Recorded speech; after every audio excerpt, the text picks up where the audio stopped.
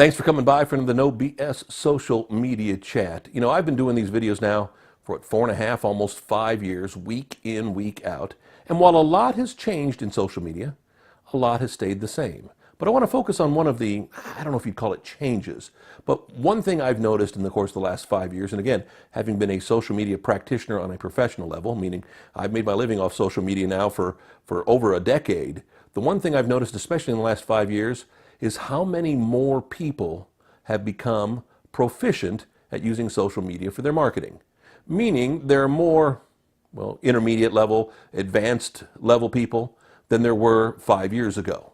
5 years ago, most recording artists, most small businesses, most charities I dealt with, most media people were still novices. We're still struggling with some of the basic accounts. And that's not to say I don't encounter an amazing amount of people who are still struggling with just the basics of social media. But the one thing I have seen is so many people have ramped up their game. So many people that I've been able to learn from have ramped it up that it makes me think the one thing that has changed is that now, I don't want to say you're wasting your time, but you're wasting your time if you're not going to give 100% effort to whatever social media thing you're doing. I think you could almost call it going through the motions as well. There are still some people who just go through the motions doing social media because they're told to, because they feel they have to, because everybody else is doing it. Not because they're seeing a benefit from it, but because they're feeling the pressure all around them to engage in social media. And if that's the case, you might as well stop doing it. You might as well, minimize your efforts.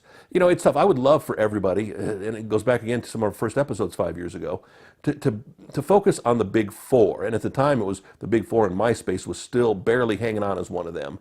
But it's been, for the last 5 years or so, it's been Facebook, it's been Twitter. And again, Twitter's not as important as Facebook. Instagram has started coming up in the last few years, and YouTube has always been important. So really, even if you don't like Twitter, and again, I know a lot of folks who don't like Twitter for a lot of different reasons, because it just you feel like you're living your life online, you don't want to do that, then you know what? Do the basics with Twitter and focus on the other three. You don't have to be great. You don't have to be on game with all of the big social media sites. And I didn't mention anything like Snapchat or anyone that you may enjoy, whether it's a Pinterest or something like that. You know what? If you enjoy those, again, continue to do them importantly. But if you're using social media to build your profile, to build your professional career, if you will, in some way, shape, or fashion, I would always stick to focusing on the big four: Facebook, Instagram, Twitter, and YouTube. And especially when I talk to my recording artists, and that's a lot of the people who watch these videos, you know, people who are in the music business, YouTube, while it's harder to do, is so amazingly important because of how it continues to grow people's careers, how you can still be discovered on YouTube. I've had an argument. I love Instagram. It's my personal, social media site of choice just for fun, but I haven't seen a recording artist yet break out of Instagram. Now, you can do videos, and that's great, but you're limited to the shape and scope and size of those videos. But more importantly, you can't put a link in anything other than your bio at the top of the page, so you can't market as well through Instagram. Sure, you can do some stuff with stories, but again, that disappears. So you're creating content that disappears, that can't be discovered when people want to discover it.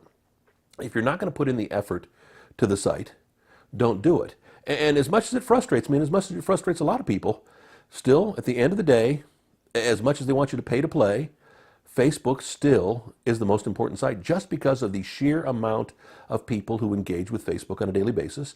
And more importantly, it's the one social media site that everybody seems comfortable with. They understand how it works. They understand that if you're going to have a website, you're probably going to have a Facebook page. Now, you may not have a Twitter, you may not do Instagram, and I've run into artists and businesses. I mean, for some reason, there are just some businesses that don't want to do Instagram. I get it.